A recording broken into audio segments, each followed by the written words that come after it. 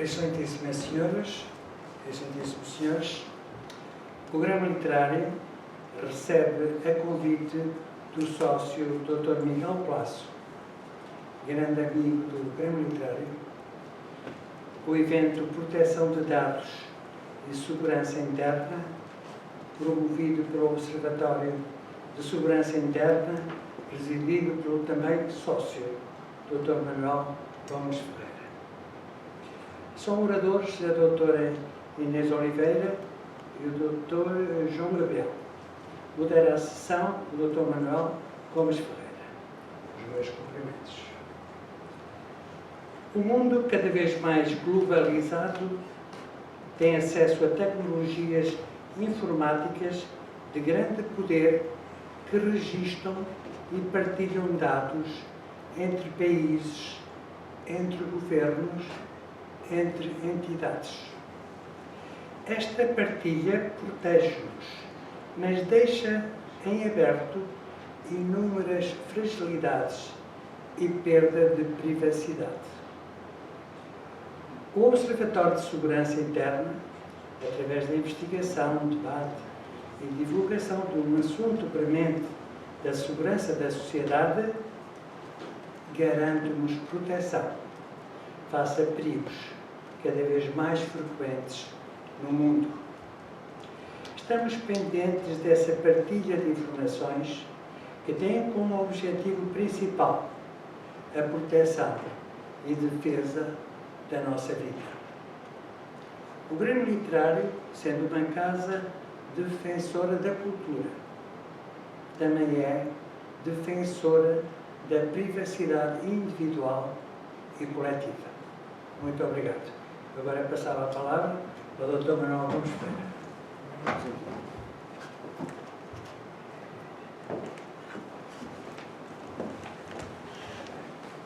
Muito boa tarde a todos. Na qualidade de Presidente da Direção do Observatório de Segurança Interna, quero dar-vos a todos as boas-vindas. É com enorme gosto que vos recebemos aqui neste nosso primeiro evento do recém-criado Observatório de Segurança Interna. Vejo aqui várias caras conhecidas, apesar de pseudonimizadas por esta nossa máscara. Começo por agradecer às entidades que apoiam este evento. Agradeço ao Sr. Presidente do Grêmio Literário, Dr. António Pinto Marques, quer pela disponibilização deste magnífico espaço onde estamos hoje, quer por todo o apoio na organização do evento. É importante salientar que, desde o primeiro contacto do Observatório com o Grêmio Literário, o Dr. António Pinto Marques esteve incondicionalmente ao dispor para tudo o que foi necessário organizar e preparar por este evento. Muito obrigado.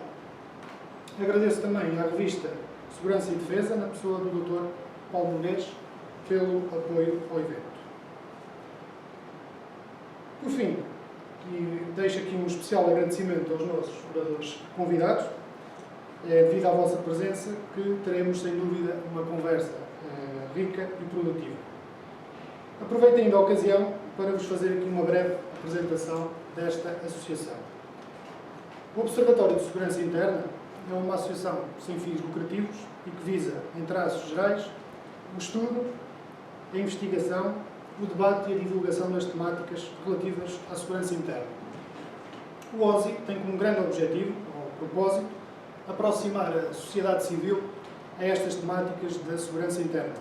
E vamos tentar transmitir a importância destas entidades que fazem parte do sistema de segurança interna relativamente à sua relevância no nosso contexto nacional. Eu acho que isso é cada vez mais importante, nós percebermos o que é que as nossas autoridades, forças e serviços de segurança fazem em prol da comunidade. Convido-vos assim a visitarem a nossa página web, o nosso site www.osi.pt e, se eventualmente se identificarem com os nossos objetivos e os nossos institutos e quiserem participar neste projeto, nós contamos convosco, tornem-se associados. Uma associação sem associados não é propriamente uma associação. Posso também informar-vos, desde já, que faremos outros eventos até ao final deste ano. O próximo evento será no dia 17 de novembro, sobre cibersegurança. O modelo de debate será semelhante ao de hoje, com oradores convidados e um moderador para dinamizar as discussões. Tal como hoje, teremos sempre oradores convidados de grande qualidade e com reputação e conhecimento apurado nas matérias em discussão. posso também assegurar que os seguintes moderadores serão seguramente melhores que o de hoje. E sem mais demoras, porque também me toca hoje ser moderador deste tema, vou juntar aqui a voz.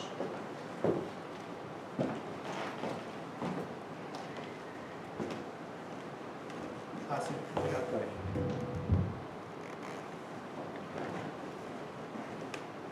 Eu também não disse, mas em acordo com os participantes neste evento, decidimos que quem estiver a usar a palavra pode falar sem máscara e assim que termine colocará a máscara. Começo por apresentar então os nossos oradores convidados. Mais uma vez obrigado por terem aceitado este nosso convite. Tínhamos um terceiro convidado que, por uma troca de agenda, quando contactámos para confirmar, ele tinha percebido dia 30 de outubro e, portanto, não pôde estar presente porque estava de serviço. Começo aqui ao meu lado direito com a doutora Inês Oliveira, que é licenciada e mestre em Direito pela Faculdade de Direito da Universidade Nova de Lisboa, doutorada em Administração Pública no Instituto Superior de Ciências Sociais e Políticas da Universidade de Lisboa. É consultora de Política Legislativa na Direção-Geral da Política de Justiça do Ministério da Justiça. É representante de Portugal junto à União Europeia para as questões atinentes à proteção de dados pessoais, incluindo no Comitê do artigo 93, criado pelo Regulamento-Geral sobre a Proteção de Dados. E é também encarregada de proteção de dados do Ministério da Justiça desde 2018. A doutora Inês Oliveira esteve desde cedo envolvida na feitura de muitas das leis sobre proteção de dados que estão hoje em vigor, o que lhe permite ter um conhecimento abrangente e muitas vezes em primeira pessoa destas temáticas. E não será despiciando referir que também é presidente da Associação APDPO, da qual sou associado, e testemunho do seu bom trabalho. Depois, aqui ao meu lado esquerdo, temos o Dr. João Gabriel, é licenciado em Direito, mestre em Direito Europeu, advogado, encarregado de proteção de dados em várias organizações privadas, mas também na administração pública. Tem uma vasta experiência como formador e implementa nas áreas da proteção de dados e é docente convidado em vários estabelecimentos de ensino superior.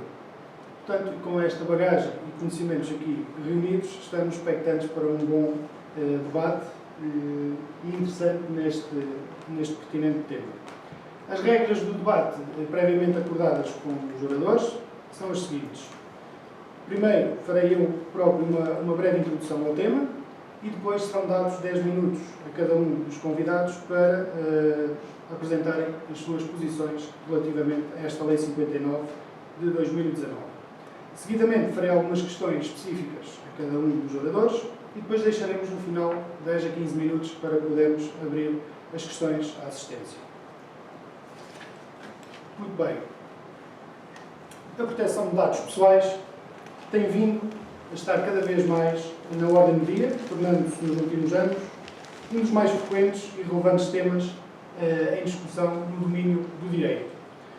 Quer na perspectiva teórica, mas também em termos de aplicação prática nas empresas, principalmente com a implementação de medidas decorrentes do Regulamento-Geral sobre a Proteção de Dados.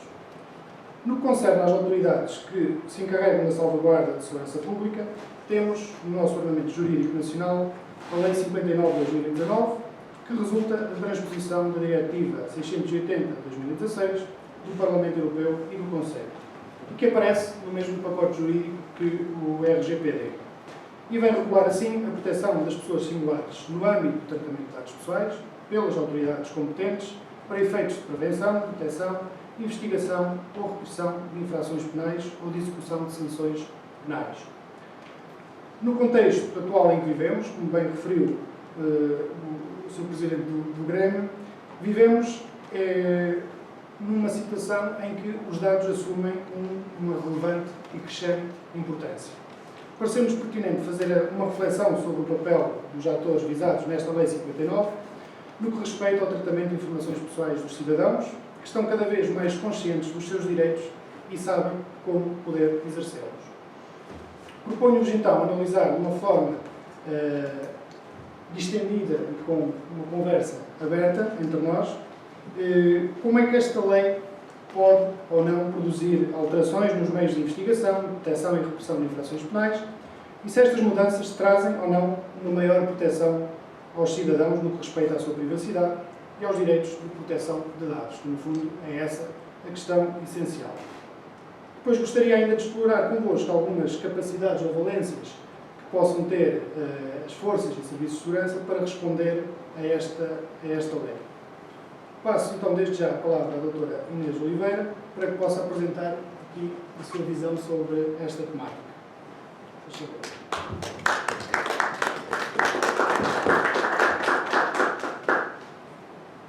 Ora bem, boa tarde. Antes de mais, muito obrigada pelo convite. É uma honra estar aqui neste espaço tão bonito a falar sobre uma matéria que me é tão cara e que gosto tanto e que passo tanto tempo a ler sobre ela, que é a proteção de dados.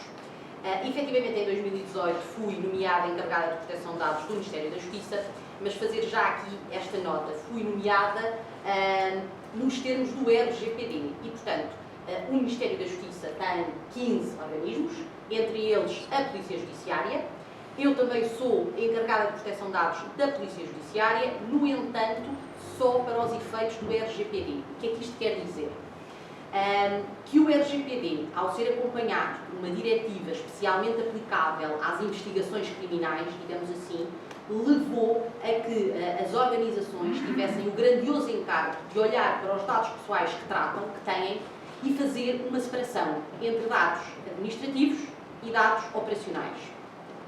E, portanto, eu apenas sou encarregada de proteção de dados da PJ no que trata aos dados administrativos. Deixem-me pegar nesta ideia para vos transmitir que a questão ou o problema mais complexo que na Polícia Judiciária enfrentámos nesta matéria de proteção de dados foi precisamente dividir, segregar estes dados em dados administrativos e dados operacionais. Grosso modo, os dados administrativos são dados, como o nome indica, utilizados para a administração, a gestão corrente da entidade. Por exemplo, todos os dados dos trabalhadores no âmbito dos recursos humanos são considerados dados administrativos e, portanto, os processos individuais dos trabalhadores, as faltas, as licenças, tudo o que tenha a ver com os trabalhadores da PJ, digamos assim, são dados administrativos e, então, nesse tratamento de dados, eu ocupo a função de encarregada de proteção de dados. Por exemplo, visitantes em edifícios. A Polícia Judiciária tem a sua sede, tem um controle de entradas e saídas no edifício e esse controle, digamos assim, faz parte dos dados administrativos. E, portanto, nesse tratamento de dados também é o RGPD que se aplica. Ao contrário dos dados administrativos que estão sujeitos ao RGPD, os dados operacionais estão então sujeitos à nossa Lei 59/2019. O que são estes dados operacionais? São dados tratados no âmbito de investigações criminais. O problema que se coloca e que se tem colocado é que muitas vezes dados tratados no âmbito de investigações são depois usados para fins administrativos, por exemplo, para criar estatísticas. Eu ainda recentemente tive que dar um parecer no âmbito da PJ, precisamente porque a PJ tinha a intenção de fazer um estudo sobre a violência doméstica, conectando ilícitos praticados no âmbito da violência doméstica e depois homicídios efetivamente praticados. E efetivamente esses dados são dados operacionais, são dados no âmbito de crimes, de violência doméstica ou de homicídios. Mas o que é certo é que a Polícia Judiciária os queria usar de forma estatística para um estudo anonimizados. Portanto, há sempre esta fronteira muito ténue do que é que são dados administrativos e, portanto, a que é que se aplica o RGPD e o que é que são dados operacionais, a que é que se aplica a Lei 59/2019.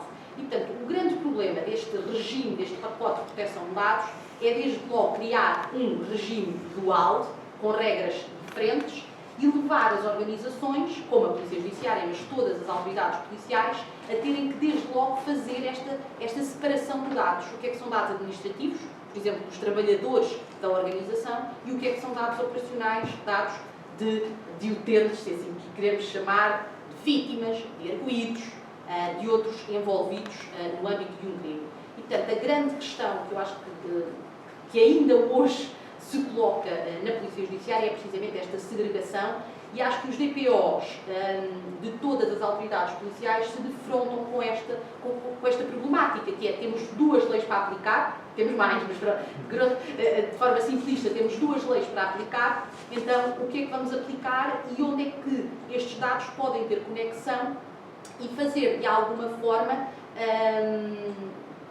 uma hipoteca dos direitos dos visados, porque se classificarmos mal os dados, está em bom rigor em causa, por exemplo, o direito à informação das pessoas visadas. O direito à informação no RGPD é muito reforçado, na Lei 59 é muito atenuado. E, portanto, o direito à informação é uma exceção, posso eu dizer, na Lei 59 de 2019.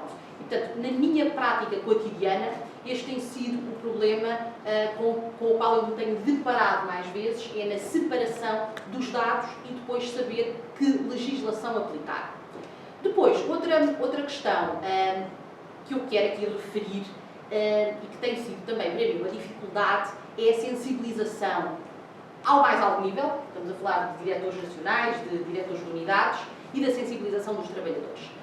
Eu atrevo-me a dizer que Portugal, apesar de ser dos países com uma lei de proteção de dados mais antiga, a primeira lei foi de 91, efetivamente Portugal não tem uma cultura de privacidade.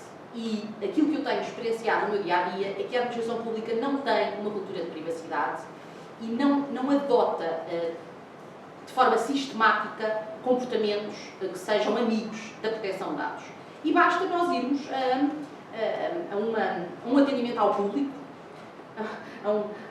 à sede da Polícia Judiciária, para vermos isso. Portanto, estão a ser atendidas 3 e 4 pessoas ao mesmo tempo, em bom rigor estamos a ouvir o que é que cada uma delas está a dizer, e, portanto, os atendimentos ao público, que é o espaço visível para o cidadão comum da administração pública, esse atendimento ao público não é logo amigo da privacidade e da proteção de dados.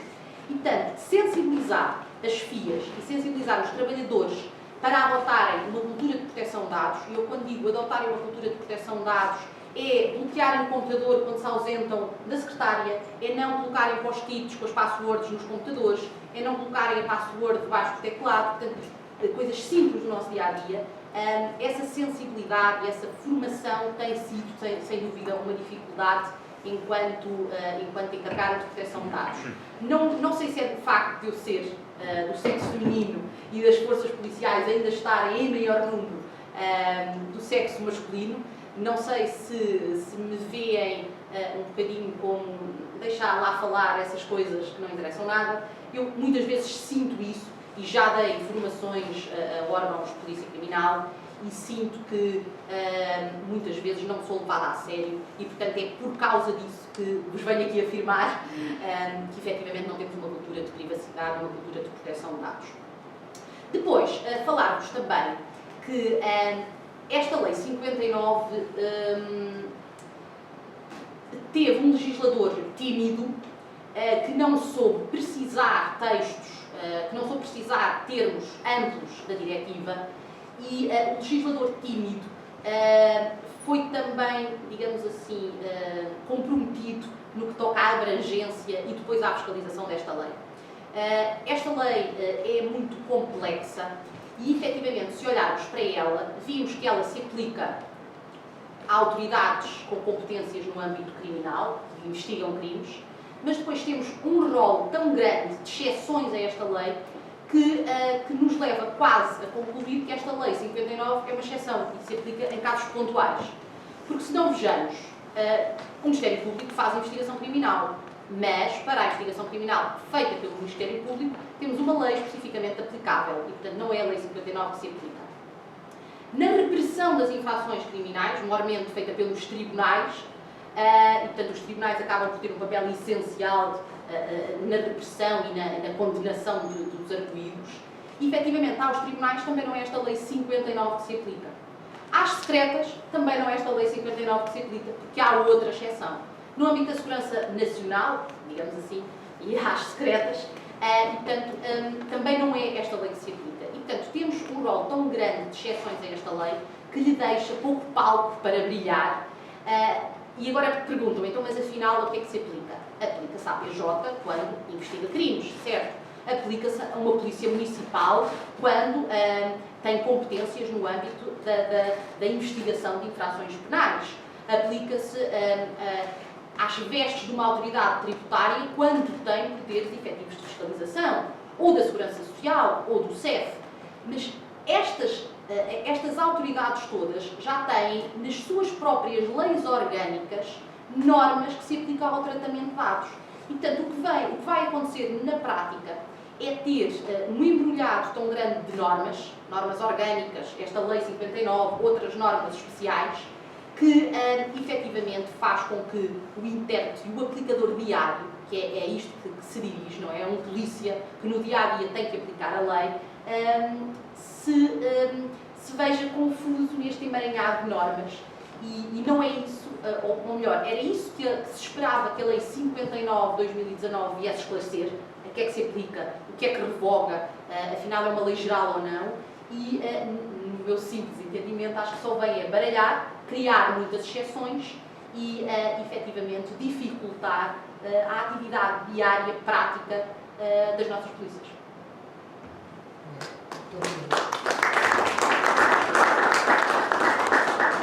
Agora a palavra ao Dr. João Gabriel, para também dizer os seus comentários sobre a temática.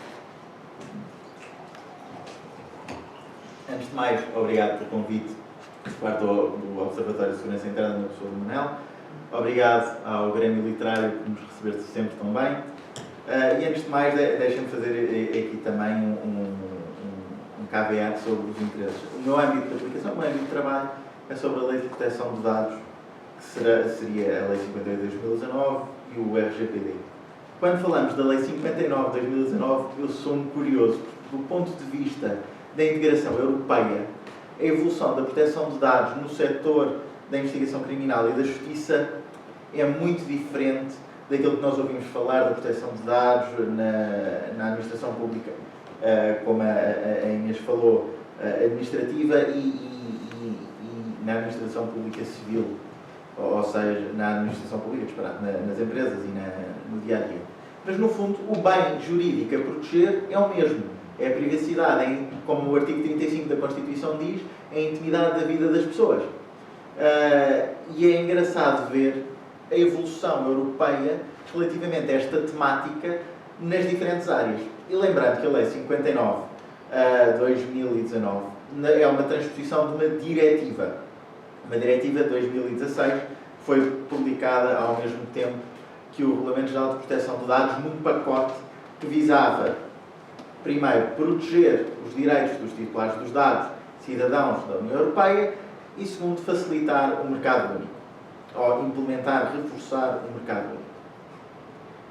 Mas o curioso nesta Lei 59/2019 é a sua evolução. Nos termos da União Europeia, como a vemos no Tratado de Maastricht, a Lei 59/2019 vem falar sobre o terceiro pilar, que é um pilar... Eu tenho 3 filhos, ok? E os pais gostam todos dos filhos por igual. Mas há um filho que, aliás, desta noite já me está a irritar. Mais ou menos assim que a União Europeia via quase o terceiro pilar. Como um filho que, aliás, já me estava a irritar. Em termos de integração do mercado único, os pilares económicos ligados à integração europeia, à livre circulação de bens, pessoas e serviços, permitiram uma comunidade, permitiram aquilo que nós hoje temos e conhecemos como União Europeia. Já no pilar da cooperação judiciária e segurança interna, tantas eram as opiniões e as aproximações dos diferentes Estados-membros que, em vez de ser um elemento agregador dos diversos países da União Europeia, passava a ser um elemento de discussão. Por isso é que, no âmbito do Regulamento Geral de Proteção de Dados, tivemos uma integração mais rápida. Tivemos em 95 uma diretiva e agora, em 2016, um regulamento. Mas no âmbito da proteção de dados na investigação criminal, tivemos uma decisão quadro, que era um meio de decisão, um meio legislativo da União Europeia no âmbito do terceiro pilar, que era uma coisa complicadíssima, que metia o Conselho, a Comissão, o Parlamento, os Parlamentos Nacionais, órgãos nacionais, e na qual o princípio da subsidiariedade devia vingar, e que, na verdade, saíram coisas muito estranhas. Decisão quadro essa que depois tinha quase zero reflexo na legislação nacional. Depois, com o Tratado de Lisboa, quando se aboliram os pilares, por acaso já não lembro se foi Lisboa ou Amsterdão, acho que foi Lisboa. Foi Lisboa. Aboliram-se os pilares, passámos para um espaço de liberdade e justiça, onde acabámos por agregar os fundamentos económicos à cooperação judicial e à cooperação na atuação da redução de penas. O que é que aconteceu? Talvez, dado o sucesso do mercado único, as discussões dos diferentes Estados-membros relativamente a este tema foram-se diluindo entre se calhar não podemos deixar entrar tantos polacos no Reino Unido, isto é um problema de mercado interno, e para a mesa de discussão os Estados-membros conseguiram trazer elementos que negociaram no âmbito de um pacote legislativo que depois vimos que saiu com o RGPD. Mas apesar de tudo, e porque este é um assunto que veio já um bocadinho deficitário desde a criação e da divisão dos pilares, o que temos no Regulamento Geral de Proteção de Dados como um regulamento, ou seja, igual para todos os Estados-membros, aqui temos como uma diretiva que pode ser implementada sobre cada um dos Estados-membros, de acordo com a legislação e com as especificidades de cada um dos Estados-membros. Portanto, quando a nossa Lei 59 de 2019 vem falar de uma uniformização entre Estados-membros, basta vermos uma coisa, na vizinha Espanha e em França, as leis de transposição da diretiva aplicam-se claramente ao regime de controle nacional, aos misdemeanors, como se diria em inglês. Aqui na Lei 59 de 2019 não tenho uma resposta explícita. Será que, no âmbito do regime de controle nacional, seja por uma Câmara Municipal, seja por outro órgão, eu vou aplicar a Lei 59 de 2019 ou vou só aplicar aos casos de criminais do Código Penal? Não sei, em termos de reporte, e fiz um recentemente sobre as diversas leis que implementam a diretiva, quando me fizeram diretamente essa pergunta, dei uma resposta dividida em dois. Primeiro, eu não sei. Segundo, aparentemente mais ninguém sabe, porque ninguém publicou nada sobre isto. Portanto, como a Inês diz, é uma lei que acaba por ser tão excepcional que dificilmente se encontra doutrina em português sobre a Lei 59 de 2019 ou sobre a proteção de dados no âmbito da investigação criminal. E tem coisas muito curiosas. Não sei se já tiveram a oportunidade de olhar para a lei. Está dividida quase da mesma forma que a Lei 58 de 2019 de proteção de dados pessoais, sem ser para fins de investigação criminal. Mas tem algumas especificidades. Por exemplo, o princípio da minimização, que é o princípio que diz que só se devem tratar os dados pessoais que sejam estritamente necessários para prosseguir determinadas finalidades. No âmbito da Lei 59 de 2019, no artigo 8º, cai a palavra estritamente. Passam só a ser dados necessários. Mas no artigo 10º, aparece já novamente estritamente necessários. Será que temos aqui uma diminuição do que é o princípio da minimização? Será que no âmbito da investigação criminal posso obter dados pessoais que não tenham estritamente a ver com aquele processo judicial ou com aquela investigação criminal, mas que possam estar de alguma forma correlacionados e sejam necessários? O que é estritamente necessário? É só relativamente àquele processo? Será que, por exemplo, eu, no âmbito do processo criminal, estou obrigado a não recolher determinados dados quando eles podem vir a ser meios de prova? E na análise desta lei não nos podemos mesmo esquecer daquilo que eu disse inicialmente, é que a integração europeia relativamente ao domínio da cooperação judicial não é a mesma do mercado único. Os nossos órgãos de polícia criminal, os nossos órgãos da administração pública que têm o processo penal, eu digo, controle nacional, em mãos, têm especificidades próprias do regime português. E nós aqui podemos dividir a Europa, consoante o critério que tenhamos, de acordo com o Código Penal e com as inspirações do Código Penal. E nós temos um Código Penal latino, inspirado no Código Italiano. Não é a mesma coisa que um Código Penal suíço. Desculpem, da Suécia, ou um Código Penal Luxemburgo. Não é a mesma coisa. E a forma como as nossas polícias funcionam também não é igual. Quando a Lei 59 de 2019 transpõe a diretiva quase como chapa 3 relativamente à Lei de Proteção de Dados, à Lei 58 de 2019, não acredito que tenha tido em conta todas estas especificidades. E aqui gostava de ouvir um bocadinho a doutora Inês sobre a qualidade da transposição da diretiva. Eu acho que podia ter sido uma oportunidade, temos agora uma lei que fala sobre a proteção dos dados pessoais na investigação criminal, que indicasse, primeiro, quais é que são as leis especiais e quais é que são as leis gerais. O que é que se aplica ao quê? Porque eu, como advogado, a primeira dúvida, quando tenho uma pergunta deste género, ou por causa de um pedido no âmbito da investigação criminal ou por causa do arguido que acham que não deviam ter tido acesso a determinados dados. Mas o que é que eu vou aplicar? Em que é que eu me vou basear para ajudar a fazer este articulado?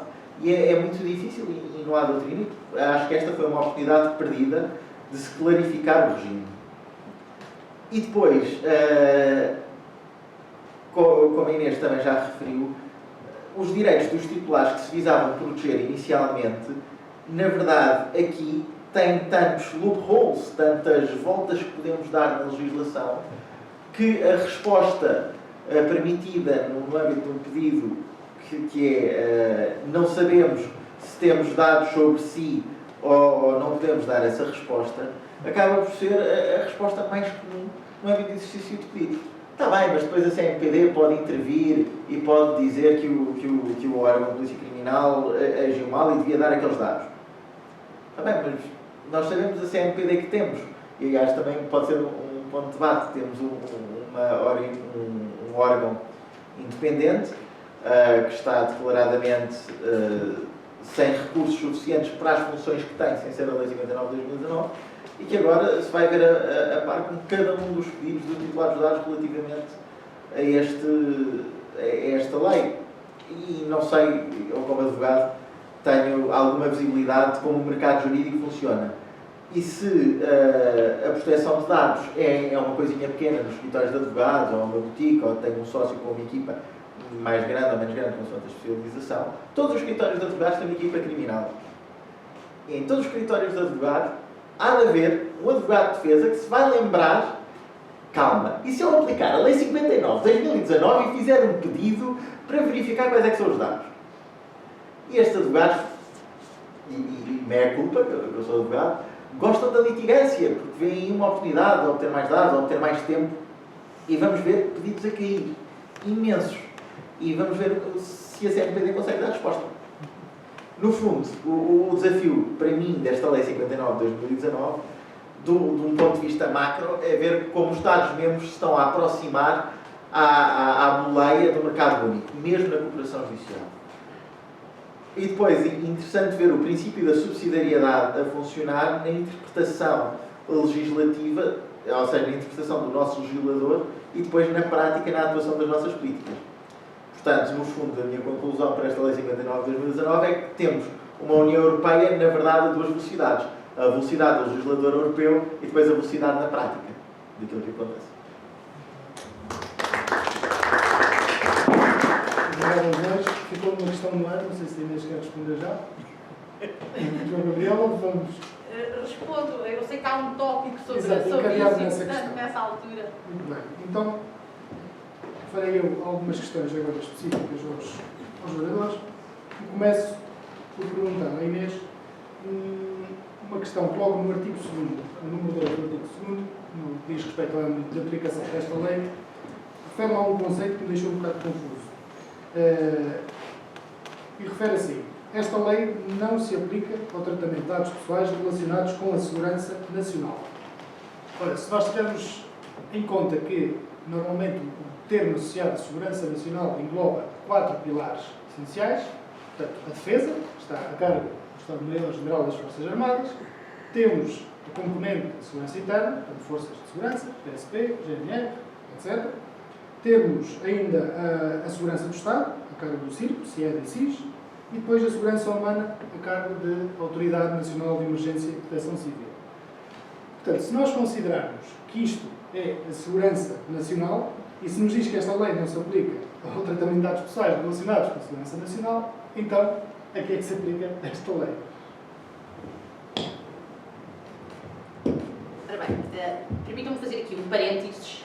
Na União Europeia, o processo legislativo inicia-se sempre com uma proposta da Comissão Europeia. Portanto, a Comissão Europeia identifica um problema, um caso em que é necessário alterar ou legislar de novo, e a Comissão Europeia apresenta uma proposta legislativa. A proposta legislativa é sempre em inglês, sempre. Depois da Comissão apresentar essa proposta legislativa, há o processo negocial com todos os Estados-membros. E, portanto, os Estados-membros dão contributos, propõem alterações e foi isso que aconteceu com a RGPD, é isso que acontece com todos os processos legislativos. Todo o processo negocial pelos Estados-membros é sempre feito em inglês. Fim do processo negocial e depois, já numa fase final daquela proposta legislativa, quando vai para o Conselho, para o Parlamento ser aprovado, esta versão em inglês é trabalhada por juristas linguistas que traduzem em todas as línguas dos Estados-membros. E é nesta fase da tradução que ocorrem muitos problemas. Porque a versão em inglês tem um legislador por trás que domina o inglês, mas quando há a tradução pelos juristas linguistas, muita coisa se perde. E muitas das intenções do legislador se perdem precisamente por más traduções. Eu acredito que neste caso em concreto fosse isso que aconteceu. E, portanto, o espírito do legislador, quando fez inscrever este termo no artigo 2º, que também está na diretiva, era se referir à segurança das secretas. Não, das secretas. Era se referir às secretas. E, portanto, dizer, atenção, que às secretas não se aplica esta lei, mas à segurança interna, polícias, aplica-se. Quando há esta tradução para a segurança interna, não se tem, para a segurança nacional, peço desculpa, quando há esta tradução para a segurança nacional, não se tem o cuidado de ir estudar a doutrina que edifica este termo em 4 pilares, sendo um a segurança interna. E, portanto, quando todo o processo legislativo é em inglês e quando depois há a necessidade de traduzir para português, muitas vezes há imprecisões, há erros, e isto não, é transversal a toda a legislação da União Europeia, e o cuidado que eu tenho sempre no meu trabalho é, quando estou a ver uma transposição ou quando estou a ver uma diretiva em português, vou sempre ver a norma-mãe, vou sempre ver aquela que foi aprovada em inglês. E a partir daí extraio as conclusões, porque muitas vezes estamos a falar de traduções erradas, ou então de traduções até bem feitas, mas que no contexto cultural e tradicional do país em que vivemos, não se aplica. E, portanto, a minha leitura para o artigo 2º, quando diz segurança nacional e exclui a aplicabilidade desta lei à segurança nacional, para mim, eu leio como as secretas. Obrigado.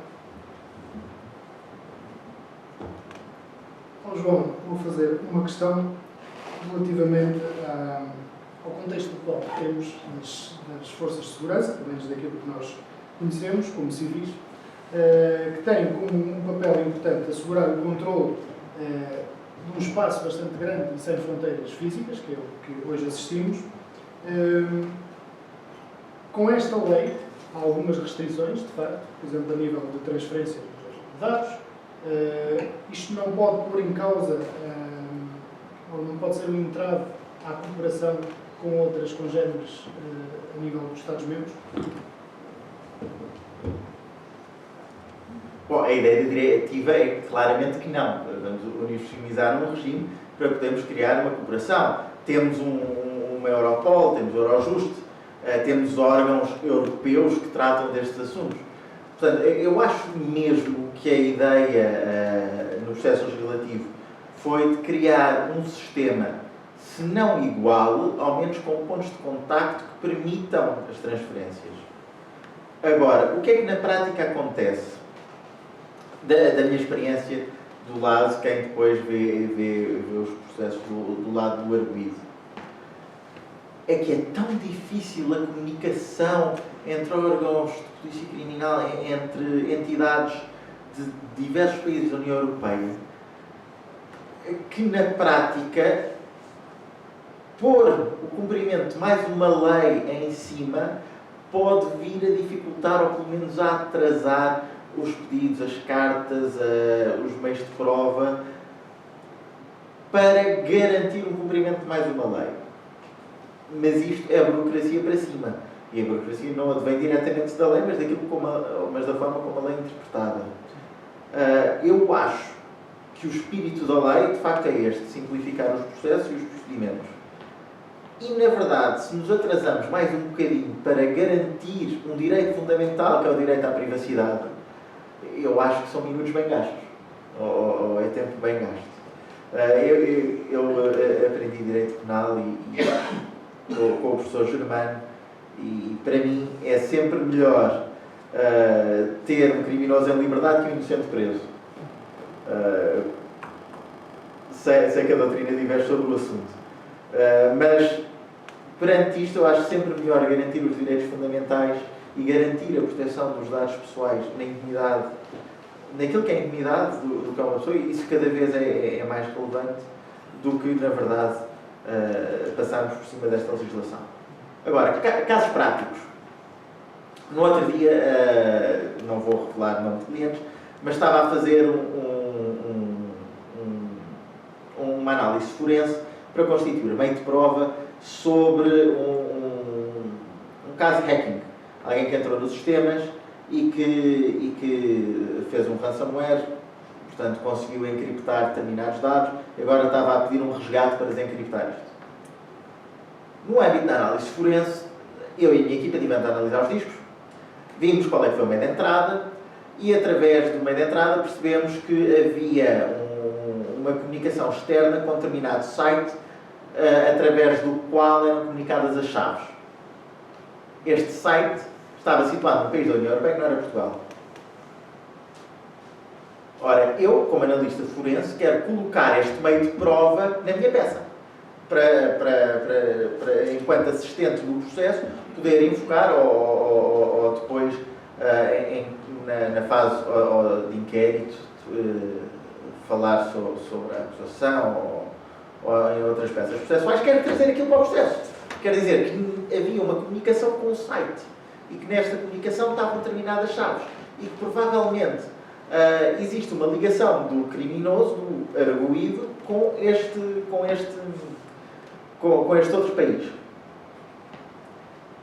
Mas para fazer isto, os nossos órgãos de polícia criminal deviam pedir um meio de prova a um país externo.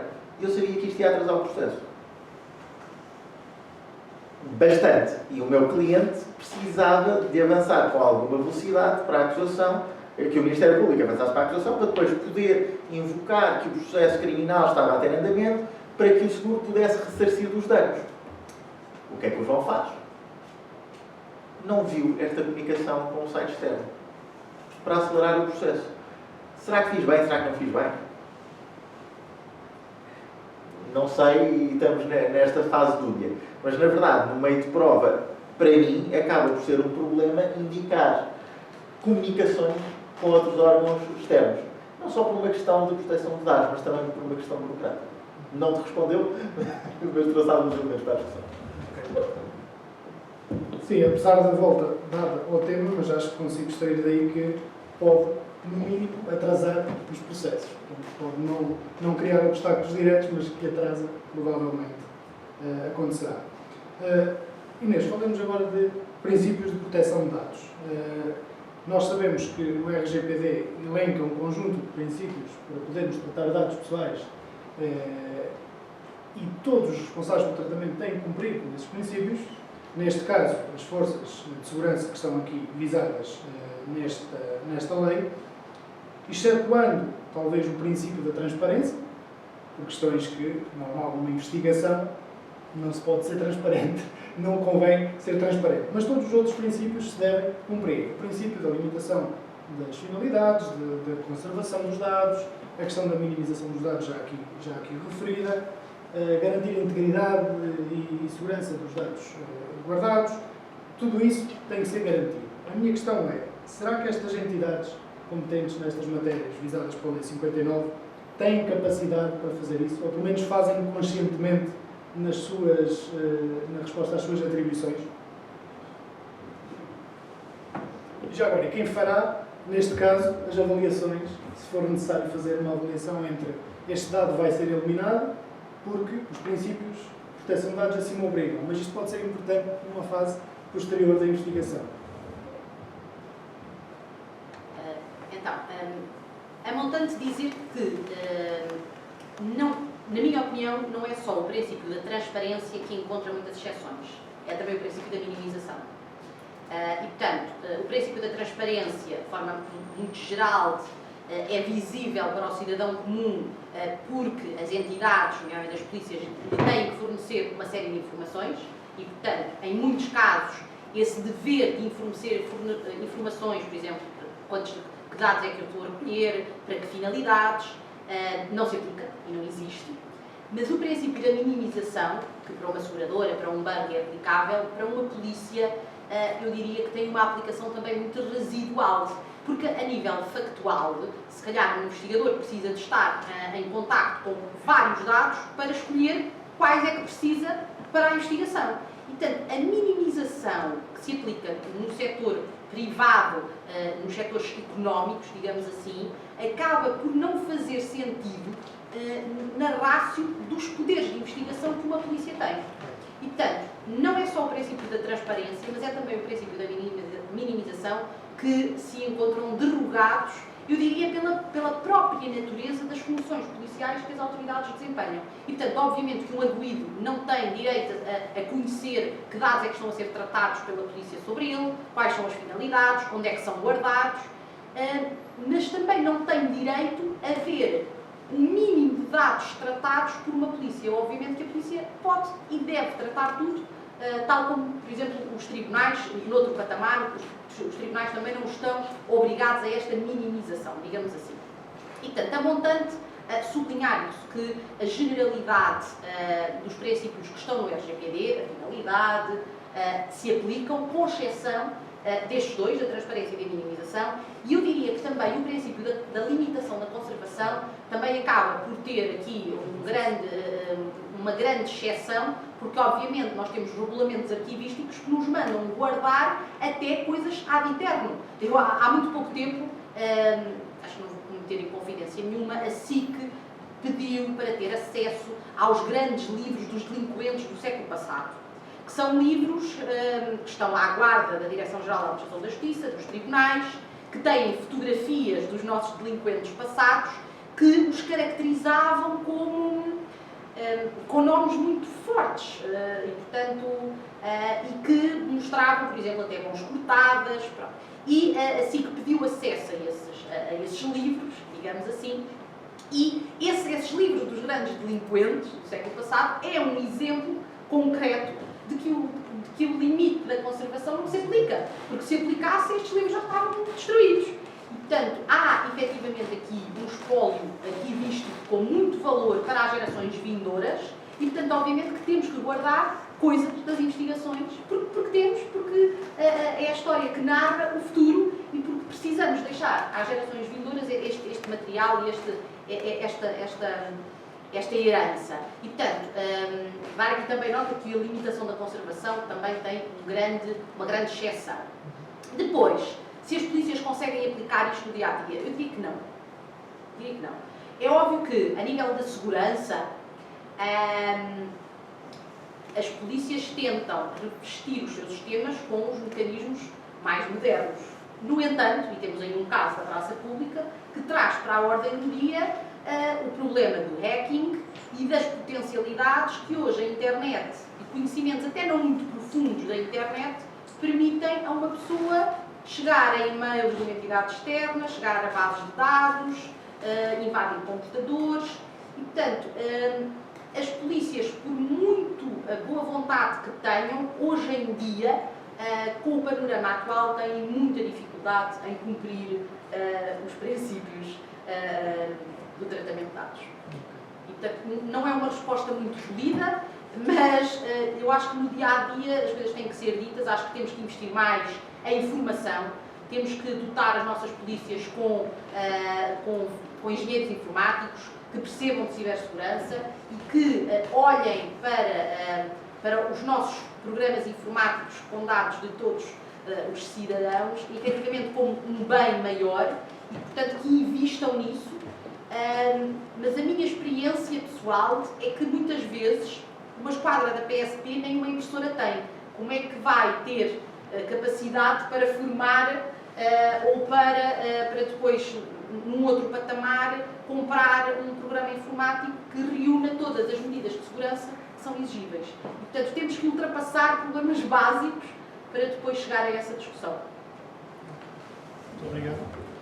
De facto, essa questão dos princípios, a minimização, aplicar a minimização dos dados a uma investigação criminal não faz sentido nenhum, quando a maior parte da informação que se conseguir reunir, mais sucesso terá a própria investigação. Portanto, acho que acaba por ser quase um contrassenso, na verdade.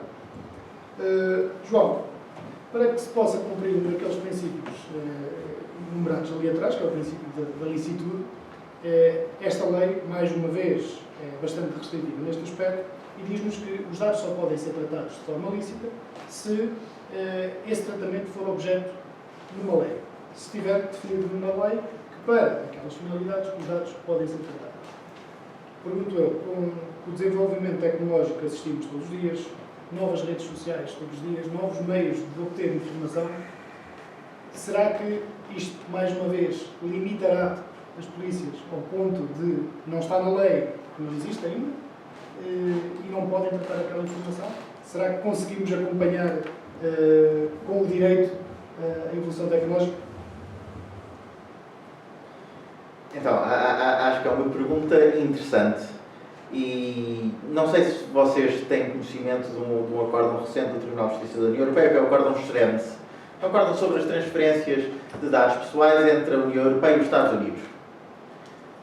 E o Tribunal de Justiça da União Europeia, desde o primeiro acórdão Schrems, salvo erro, de há 4 anos, vem dizer que, porque o FBI e a NSA podem ter acesso, no âmbito do processo de investigação nos Estados Unidos, podem ter acesso aos dados de cidadãos europeus que estão nas bases de dados do Facebook, que está nos Estados Unidos, porque existe esta possibilidade de acesso, o regime jurídico dos Estados Unidos não garante a mesma proteção que o regime europeu. Ora, se nós não transferimos dados aos Estados Unidos, porque os Estados Unidos permitem, no âmbito da investigação, o FBI e a NSA acedam a dados que são prova de terceiros, será que nós temos um regime mais forte na União Europeia? Ou seja, será que podemos mesmo dizer que não, nunca no âmbito do regime do processo de investigação são acedidos dados de terceiros que estão nas redes sociais? E aqui a única resposta é que não está previsto na lei. Se não está previsto na lei, a Lei 59 de 2019 não prevê. Agora, temos de ir um bocadinho mais fundo. Isto é a resposta do jurista do primeiro ano que começou agora a tirar o curso. Se vamos ler a lei do cibercrime, percebemos que a lei do cibercrime adapta o crime digital às instituições conhecidas. Por exemplo, o crime de falsificação informática, está inspirado no crime de burla do Código Penal. Vemos o crime de violação de correspondência inspirar o crime de violação de sistemas. O que é que nós podemos dizer? Está bem, não está previsto a utilização de meios de prova digital ou de dados pessoais que estejam em determinados sistemas no âmbito da investigação criminal, nem a lei o permite explicitamente, e concluímos assim que não está preenchido o princípio da licitude da Lei 59 de 2019.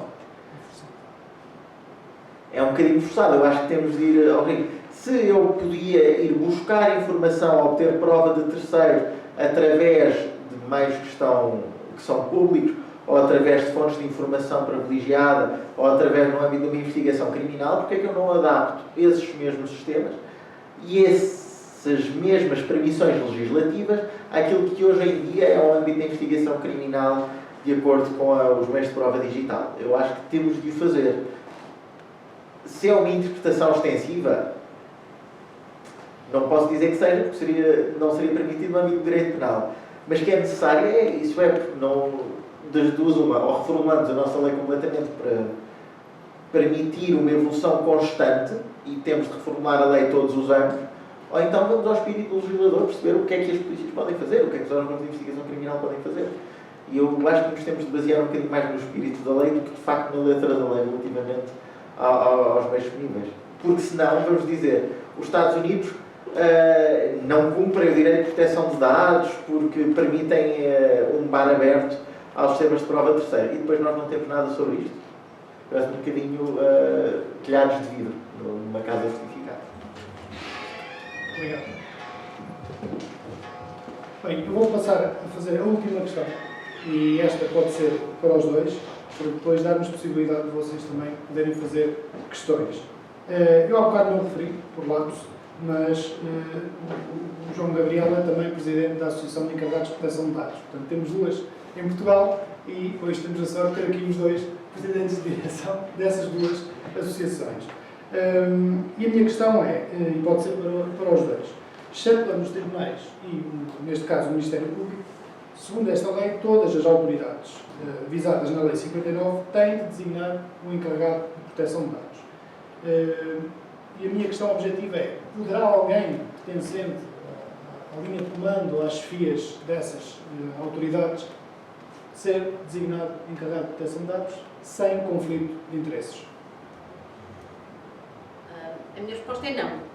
E, portanto, as funções de independência e de autonomia que estão coladas à figura do encarregado de proteção de dados e também o célebre parecer do Comitê Europeu para a Proteção de Dados, que vem esclarecer o que é o encarregado de proteção de dados, é muito claro e de forma muito simples. Quem tem poder decisório, por exemplo, um diretor nacional da PJ, não pode ser encarregado de proteção de dados. Precisamente porque o encarregado de proteção de dados não pode ter poderes decisórios ou não deve estar a acumular funções com um cargo em que se tenha poderes decisórios. Como é que o diretor nacional da Polícia Judiciária, por exemplo, pode dar um parecer sobre a licitude de um tratamento, saindo das suas vestes de diretor nacional, que quer fazer aquele tratamento, e, portanto, não tem sentido. O encarregado de proteção de dados não é uma profissão nova. Já existe desde 95, a Diretiva 95 já aludia a ela. Há países como a Alemanha que transpuseram logo esta profissão, desde 2001 que já existe nas instituições europeias, e, portanto, ao contrário do que se possa pensar, o encarregado de proteção de dados não é uma profissão nova. No nosso país, de facto, tem um cariz inovador e é agora que estes profissionais, digamos assim, ganham terreno e veem a luz do dia. No entanto, este profissional tem traços, da sua função muito vincados tanto no RGPD como na Lei 59. E, portanto, os traços da independência, da isenção, da autonomia, das funções meramente de recomendação, de aconselhamento, de não decisão de nada, levam-me a concluir que o encarregado de proteção de dados tem que ser alguém ligado a uma função consultiva e também de auditoria, mas nunca a funções de direção, nem nunca a funções de decisão efetiva dentro da organização, porque senão temos um conflito de interesses que o próprio RGPD e a Lei 58 diz que não pode acontecer. E, portanto, o encarregado de proteção de dados não deve poder decidir nada, não deve ter um cargo de direção anterior, e, portanto, tem que estar abaixo da chefia máxima, não podendo ser, portanto, aqui um cargo diretivo, não podendo ter um cargo diretivo. João. Aqui eu concordo inteiramente com o que a Inês diz, mas ressalvo uma questão, que é, no âmbito da Lei 59 de 2019, temos como lei a Lei 59 de 2019, não temos o Regulamento Geral de Proteção dos Dados. Aqui estamos a falar da transposição de uma diretiva, portanto existia alguma margem de manobra para o legislador português. E, de facto, o legislador português frisa a independência do encarregado de proteção de dados, não lhe chamando independência, mas afastando o conflito de interesses. Portanto, pode acumular outras funções, desde que não resulte num conflito de interesses. E o que é que será este conflito de interesses? A Inês disse, e muito bem, ele não pode decidir em causa própria. Portanto, se tem funções de decisão, depois não pode ir inspecionar ou verificar aquilo que ele decidiu. Certo? Mas será que um subalterno, que uma pessoa que está na dependência hierárquica, determinada pessoa, pode ir fiscalizar ou avaliar aquilo que o seu superior hierárquico fez? Mas será que também podemos ir chamar pessoas de outros órgãos para serem encarregados de proteção de dados num órgão com estas funções? Também não me parece fazível. Portanto, ao contrário, há tempos houve uma teoria muito gira da administração pública relativamente à designação de encarregados de proteção de dados no âmbito dos ministérios. Vão-se buscar pessoas de ministérios diferentes para serem encarregados de proteção de dados e faz aqui uma troca de cromos. Ok, em termos da atuação do Ministério, até eventualmente faria sentido. Agora, não sei se, por exemplo, o encarregado de proteção de dados na PJ poderia ser um guarda da GNR. Não creio que fosse fazível aqui. Portanto, eu acho que dentro da carreira dos órgãos visados na Lei 59 de 2019, das duas uma, ou se cria uma carreira especial, que seja paralela ao normal, para ter a certeza que não tem funções decisórias, nem tem uma relação hierárquica e nem pode ser punido pelo exercício das suas funções, ou então vamos ter sempre conflitos de interesse. Obrigado. Então, fica aqui o desafio às associações de encarregados de proteção de dados discutir estas matérias, porque acho que ainda ninguém falou muito sobre este tema. Bem, nesta fase, dou então a palavra a quem queira fazer questões aí desse lado. Não há ninguém? Todos estão esclarecidos? Não é? Então, avanço eu ainda com uma, se me permitem. Relativamente à autoridade de controle que supostamente fiscalizará a aplicação e cumprimento desta lei, cabe à nossa Comissão Nacional de Proteção de Dados. Já aqui foi referido que talvez a capacidade não é a melhor neste momento. Aliás, isso está claro no relatório do ano passado da CNPD, que a própria diz que não tem capacidade para responder aos desafios criados pelo RGPD, portanto esta lei provavelmente também não, mas gostava de saber a vossa opinião. Ora bem, quanto à CNPD, é um facto que esta Lei 59 de 2019 lhe atribui competências para fiscalizar os tratamentos de dados em sede criminal, digamos assim, feitos por uma polícia. Mas não deixa de ser estranha a norma que vem dar competência à CNPD para o fazer. A determinada altura, a norma refere que se o tratamento de dados for feito por um magistrado judicial ou do Ministério Público, então esse magistrado só pode ser fiscalizado pelos magistrados que integram a Comissão Nacional de Proteção de Dados. Ora bem, isto não casa com a lei de tratamento de dados do sistema judicial, que diz claramente que os magistrados do Ministério Público e os juízes, os magistrados judiciais, não estão sujeitos à fiscalização da CNPD. E, portanto, parece que o legislador se baralhou porque, de um lado, e o RGPD é muito claro a dizer que os tribunais, e, portanto, aqui tribunais entendam-se magistrados judiciais, numa visão mais estrita, mas também magistrados do Ministério Público também integram o tribunal, como a Secretaria. E, portanto, se por um lado temos uma lei que nos diz que aos tribunais não se aplica a fiscalização, os poderes de fiscalização da CNPD, parece que esta 59 de 2019, baralhando-se, vem atribuir poder à CNPD para o fazer. E, portanto, esta norma claramente só baralha, mais uma vez. Acho que aqui temos que recorrer ao princípio da prevalência do direito europeu, e o RGPD é muito claro. Os tribunais estão fora da competência das autoridades de controle.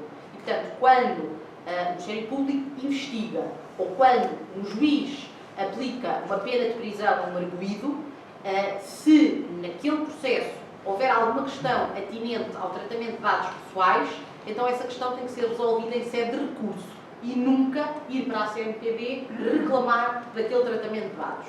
E, portanto, importa aqui sublinhar que a CNPD tem competências, por exemplo, para fiscalizar a Polícia Judiciária, se ela fizer uma transferência internacional com dados do arguido que não devia ter feito, ou uma Polícia Municipal quando divulga dados que não devia ter divulgado, ou uma Polícia de Segurança Pública que, enfim, que no âmbito de uma interação no exterior viola, digamos assim, o direito à privacidade das pessoas. E, portanto, esta competência da CNPD tem que ser esclarecida e tem que ser circunscrita àquelas autoridades policiais que não integram quaisquer magistrados, portanto, do Ministério Público ou judiciais, e depois a isto acresce o problema da capacidade da CNPD em investigar uma polícia.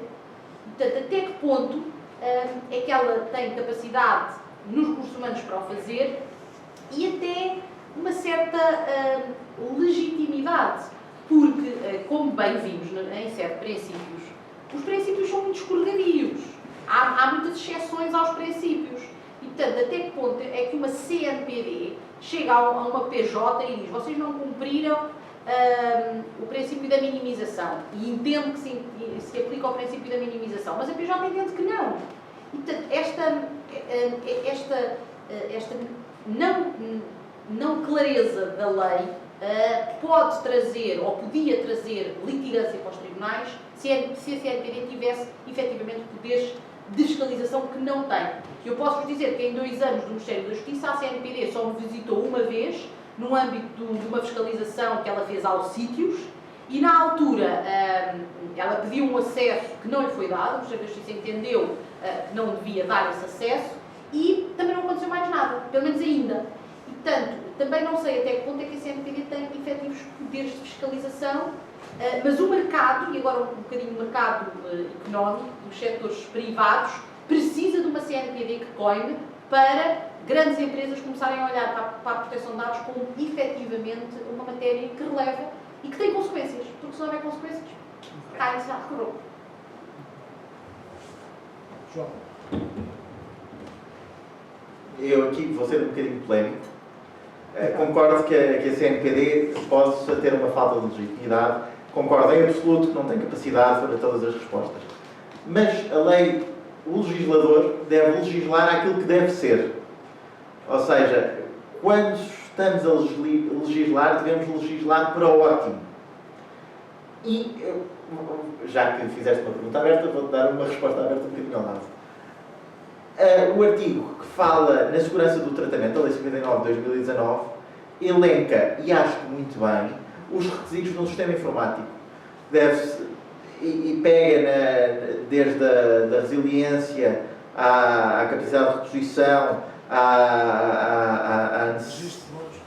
o registro de logs é um artigo à parte, okay? Tem finalidades à parte. Mas os requisitos próprios de segurança do sistema, eu acho que devem ser, eu tenho a certeza que têm que ser cumpridos pelos órgãos públicos. Por todos os órgãos da administração pública, tenham eles competências de investigação criminal ou não.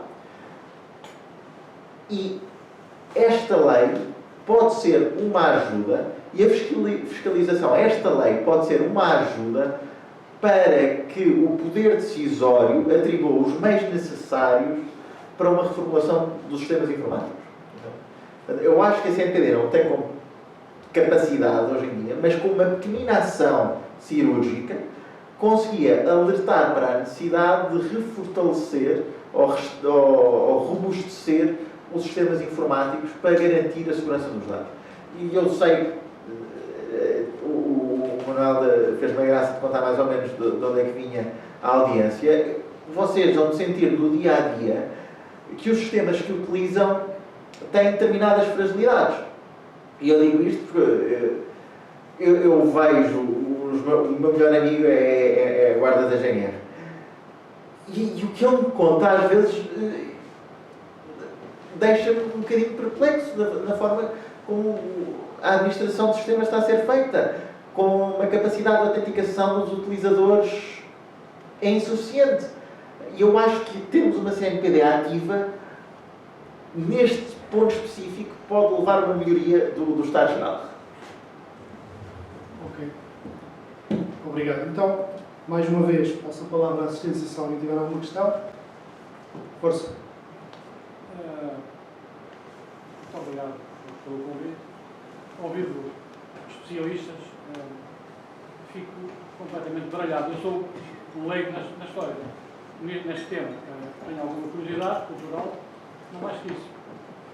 Indo um pouco para trás, amontando, portanto, o início da legislação, o legislador, o primeiro, é um homem que está sentado à secretária, não conhece a realidade.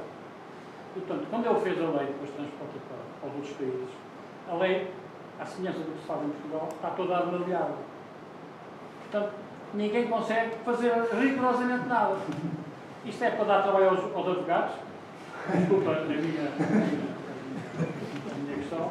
porque eles gostam da litigância, como disse, e aí ganham dinheiro. Ontem o nosso advogado que fala na televisão disse que ele não tem problema, tem mais de 200 mil por ano. Enfim, e, portanto, isto para mim é um novelo que não tem nó, não tem ponto. E isto vai ficar assim durante anos. E não se consegue dar a volta porque também não há muito interesse nisso. Não há. Quem faz as leis, elas têm dificuldade em ser aplicadas, a GNR não controla o outro não sei o quê, do Jaguar. Portanto, era isto. Ok, obrigado pelo comentário. Mais alguém tem algum comentário ou questão a fazer? Lá atrás? Sim, gostaria só de fazer uma pergunta. Em relação à aplicação do 5G em Portugal, se não devia haver um debate mais aberto sobre o assunto e sobre a exposição que vem daí, a nível europeu também. Ok, obrigado. Um bocado fora do âmbito, mas pode-se aplicar à facilidade que essa tecnologia provavelmente trará à transferência de informação. Não tão fora do âmbito da aplicação da lei, mas um próprio artigo da lei fala de uma coisa que é a avaliação de impacto de proteção de dados. E se aumentarmos a capacidade das telecomunicações, por um lado, aos privados, também devemos aumentar a capacidade de investigação aos órgãos de polícia criminal e às entidades que têm a investigação criminal. Ora, se vamos reformular os sistemas e se vamos aplicar uma tecnologia, vamos ter de fazer uma avaliação de impacto de proteção de dados. E não é despeciente fazê-lo tendo em conta possíveis acessos de países terceiros. Ou seja, se vamos tratar dados pessoais e vamos falar no âmbito da atuação do órgão de polícia criminal, vamos pensar fazer uma operação stop. Se utiliza 5G para comunicar com o servidor central e se esta tecnologia, na verdade, está a fazer uma comunicação externa para outros países, não temos só um problema de segurança interna, temos também um problema de dados pessoais de titulares dos dados que estão a ser transferidos para fora da União Europeia, no âmbito de uma transferência internacional não permitida. Ora, se não fizermos uma avaliação de impacto, estes riscos para a privacidade não vão ser tidos em conta na adoção do sistema, nem na escolha dos fornecedores. Eu acho que devem ser tidos em conta em todo o momento. Portanto, eu acho até que foi uma pergunta relevante. Relativamente ao primeiro comentário, eu infelizmente não faço esse dinheiro. Não tenho isso ao fim do ano, era bom. Mas concordo. Sim, sei. Mas concordo que esta confusão legislativa permeia os advogados, permeia os intérpretes e penaliza quem não tem poder de defesa. E que neste caso é o cidadão comum que muitas das vezes vê os seus direitos abusados. Ou então é o órgão de polícia criminal que acaba por ver um claramente culpado sair em liberdade por não ter cumprido uma ou outra estimúlula de proteção de dados. Portanto, acho que a confusão de regimes, como a doutora Inês disse no início, não aproveita a ninguém. De bem.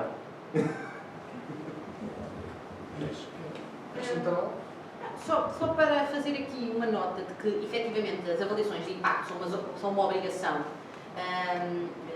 para as autoridades policiais, mas não só, para os organismos em geral. Por exemplo, em março, a Generalidade nós foi para casa de teletrabalhos. O próprio teletrabalho, ou a própria passagem para teletrabalho, implicava fazer uma avaliação de impacto. E eu não vejo organismos nenhum a fazê-lo, porque, efetivamente, o teletrabalho acaba por permitir um controle dos trabalhadores muito maior do que aquilo que se faz atualmente com os pontos, com os torniquetes ou com outro sistema de entrada e saída no edifício. E, portanto, acho que devia haver uma avaliação de impacto séria em relação ao teletrabalho, com a adoção do 5G também, é uma discussão que está neste momento na União Europeia, e também um projeto para uma federação de uma cloud, e, portanto, são temas ongoing. E, sem dúvida, que a aplicação do 5G requer avaliações de impacto, mas eu digo pela minha experiência, as nossas organizações não sabem fazer avaliações de impacto. E nós temos o caso paradigmático da aplicação do Covid, do Stay Away Covid.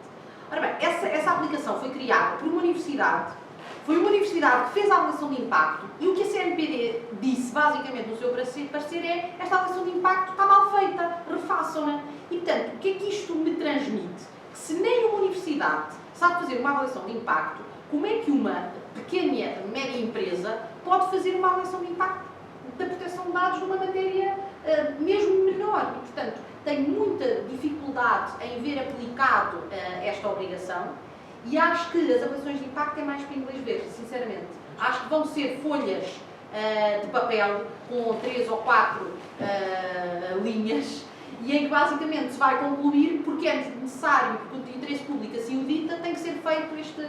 E não vamos ter a adoção, como já há lá fora, de softwares em que baliza o risco e em que basicamente quantifica o risco daquele tratamento de dados e tenho muito medo que as polícias desvalorizem esta obrigação que também é delas de fazer avaliações de impacto. E voltamos ao início, agora para fechar o ciclo, porque não temos uma cultura de proteção de dados, porque ainda falta-nos trabalhar nesse sentido de formar os nossos trabalhadores e, acima de tudo, transmitir que, não obstante estarem a defender o bem comum ao investigarem um crime, que podem estar sempre a avisar uma pessoa que é inocente e que, portanto, nesse âmbito têm que ter cuidados acrescidos dos dados que estão a tratar e fazer um balanceamento possível, que é ok, eu tenho que investigar, porque esta pessoa pode ser mesmo condenada, mas também pode ser inocente e eu posso estar a recolher dados a mais e posso estar,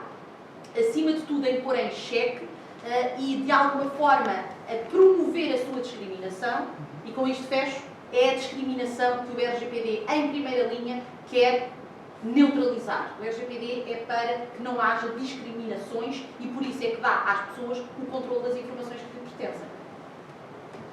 Obrigada. Só tempo para mais uma questão rápida, se houver. Ainda alguém tem?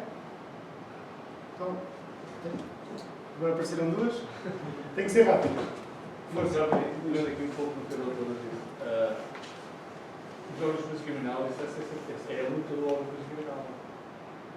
Durante a investigação, é os dados limitados pela lei de polícia criminal, dados é que vou recolher, dados é que vou reter, mas a conclusão final sobre todos os dados só aparece quando há a questão, quando por exemplo, o Ministério Público delega avançar para a acusação ou não do concordo que se calhar nessa fase pode ser o gestor dos dados, a fazer esse estudo interno e fazer a triagem dos dados que foram recolhidos e que eles não aproveitaram serem separados. Mas depois vamos para a questão da defesa. As pessoas foram iniciadas, foram investigadas, os advogados vão ter que ter acesso ao material que está no processo. É um desafio, mas acho que se calhar com uma qualificação que desde a CNPD, muito honestamente, para os particulares, acho que sim, que é muito mais simples. No âmbito da administração pública, qualquer gestor de proteção de dados foi ver a corporação. Portanto, acho que seria mais simples se não seria esses dados. Mas é um desafio. Muito obrigado.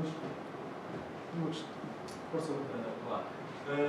A minha questão relaciona-se um pouco com a questão do que se fala muito hoje em dia em termos dos algoritmos de machine learning, em termos de inteligência artificial. Quais são os desafios específicos que a agregação de grandes quantidades de dados, muitas vezes obtidos a partir de redes sociais, ou coisas assim, desse género? É um caso, por exemplo, que o Facebook mantém páginas escondidas de todas as pessoas, mesmo que tenham conta no Facebook. Há sempre imagens, há informação que o Facebook conhece, mesmo quem não tem conta. Por exemplo, na minha geração, toda a gente terá uma tia que mete fotos de infância no Facebook, mesmo que não queira, e essa informação está lá. A minha questão é nesse aspecto, como tratar com essa informação que é agregada, pode até por vezes estar anonimizada, mas é possível de desanonimizar, de um certo modo, conhecendo coisas específicas específicas sobre a pessoa e também sobre esse aspecto em que há terceiros que transmitem essa informação, em que permitem, que dão informação de uma outra pessoa. Então, antes de mais, esta questão permite abordar um tema que não falámos relativamente à Lei 59 de 2019, que é a norma relativa às decisões individuais automatizadas, que se aplica nos casos em que é tomada uma decisão prejudicial apenas através de meios automatizados. Não sei se vocês viram aquele filme do Minority Report, em que uma pessoa era acusada e condenada por crimes que ainda não iam acontecer, tendo em base o tratamento automatizado das pessoas do seu perfil. No fundo, esta norma vem tentar evitar isso. Mas é tão limitada, e fala de tratamento apenas automatizado, que tenha um prejuízo, que provoque uma posição prejudicial ao arguido, que acaba por ser inútil. E hoje em dia, no âmbito da investigação criminal, as fontes abertas são um grande manancial de prova. E existem várias formas de obter determinada informação sobre uma pessoa. E se vocês conhecem um bocadinho de Dark Web, sabem que não é por uma pesquisa no Google que se tem esta informação, mas sim pela introdução de bots, ou seja, sistemas automatizados que analisam a informação e que fazem parte de determinados fóruns, que analisam vários posts e que percebem se determinadas credenciais estão a ser vendidas, se determinado ator está a fazer transações através do mercado negro, etc. Ora, são estes bots que depois vão alimentar um sistema que permite pesquisar por pessoa ou por credencial para saber se existe informação espalhada por aí. Num clique é possível verificar se determinado ator está ativo ou não ativo no tráfico de droga, no tráfico de influências, na venda de cartões de crédito. E esta informação, esta utilização destes sistemas, cai fora do âmbito deste artigo. Porquê? Porque a partir do momento em que é um agente, um guarda, um polícia, a verificar esta informação, deixa de ser um tratamento completamente automatizado e passa a ter um elemento pessoal. Portanto, todo este manancial cai fora aqui da norma de tratamento automatizado. E eu acho que é muito curioso, até no âmbito da pergunta que tu fizeste sobre o acompanhamento da lei àquilo que é a realidade, nós temos de ver um bocadinho mais o espírito. Será que este tratamento todo de informação não deveria ser melhor regulado? Será que não deveria haver limitações à utilização desses sistemas? Ou será que podemos permitir este tipo de ações de forma a até antevermos os futuros criminosos ou o que é que eles vão fazer? Eu acho que aqui temos de pensar naquilo que nós já temos. E as ações encobertas já é um estabelecimento, já é uma figura estabelecida na nossa investigação criminal, que tem as suas balizas. Acho que devemos transpor também estas balizas para o âmbito da investigação através de meios automatizados. Obrigado. Realmente, essa questão da definição de perfis também não foi aqui referida. Esta lei 59, há uma parte que refere que devem ser feitas, se possível, lá estão os termos indeterminados, se possível fazer uma distinção entre categorias do que são potenciais criminosos com provas concluentes e aqueles que são meros testemunhas ou apanhados no meio da onda, que se costuma dizer. Inês, não sei se quer concluir. Só dar aqui 2 ou 3 notas. Os dados das polícias são dados riquíssimos, mas levam-nos à possibilidade de generalizações muito perigosas. E, portanto, é por causa desta generalização muito perigosa que devemos fugir deste tratamento automatizado. Não é por uma determinada circunscrição territorial, uma determinada etnia, praticar determinado ilícito que no futuro isso vai acontecer. E, portanto, as polícias têm que se capacitar para olharem para os dados da forma mais limpa possível, porque estas generalizações criam preconceitos e preconceitos perniciosos que só vão desproteger o cidadão comum. E, portanto, eu tenho muito medo destas generalizações do tratamento automatizado. É assim, em bom rigor, se nós pensarmos desde os tempos idos, sempre se fez profiling também em direito criminal. Aliás, nós temos segregado os arguidos, dos suspeitos, das vítimas. Esta definição destes perfis é um profiling, já ele é um profiling. E, portanto, o pior é quando juntamos esta definição destes perfis legais, digamos assim, a características do ser humano, a raças, a etnias, a fatores económicos, a fatores sociais e culturais. E, portanto, eu tenho muito medo da utilização destes dados pelas polícias, sinceramente. Tenho mais medo ainda quando vejo países como a Espanha que têm projetos pilotos de decisão pelos tribunais. Pela decisão pelos computadores. Peço desculpa. E, portanto, substituir tribunais por computadores. E já há projetos para pequena litigância em que não há um juiz homem, mas sim uma máquina, e o argumento é que a máquina consegue, a partir dos factos, ter uma visão limpa do caso e julgar até de forma muito mais justa, porque não tem enviesamentos do juízo humano. E, portanto, lá fora já há casos destes, Espanha tem um projeto piloto, o Japão tem outro, nas polícias também. Eu tendo a ser muito conservadora neste ponto em concreto. Acho que as decisões automáticas não devem ser a última instância e obviamente, a partir do momento em que recorremos a algoritmos, e são os algoritmos que nos vão traçar o futuro, nós estamos a depender de uma coisa que não é palpável e que não podemos julgar no futuro. E, portanto, não vamos julgar um algoritmo. No limite, há sempre uma pessoa que arquiteta aquele algoritmo e que o introduz na máquina.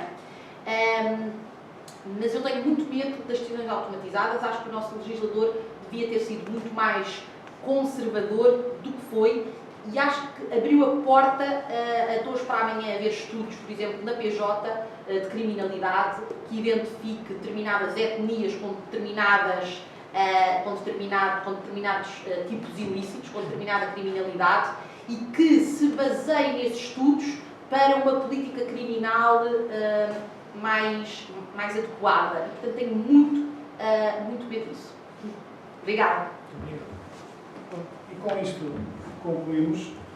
Acho que ficou claro, depois das intervenções que houve hoje, que esta lei ainda apresenta algumas fragilidades, quer do ponto de vista teórico, quer depois em termos de aplicação. Há situações em que será muito difícil, e o exemplo das polícias acho que é claro nesse aspecto, mas se me permitem concluir com uma opinião, que acho que é consensual, pelo menos aqui nesta mesa, que a proteção de dados deve ser encarada de facto como um direito fundamental. Muitos dos problemas começam por aí, não é encarada como tal, e estes assuntos vieram para ficar, e portanto acho que se todos nós estivermos atentos também, compete-nos a nós fazer as nossas pressões, já que a nossa autoridade de controle se calhar não tem essa capacidade, portanto estarmos vigilantes, estarmos atentos e tentarmos essa tal cultura de proteção de dados que não existe ainda hoje. Portanto, mais uma vez, obrigado a todos, damos por concluído este debate. Obrigado. Obrigada.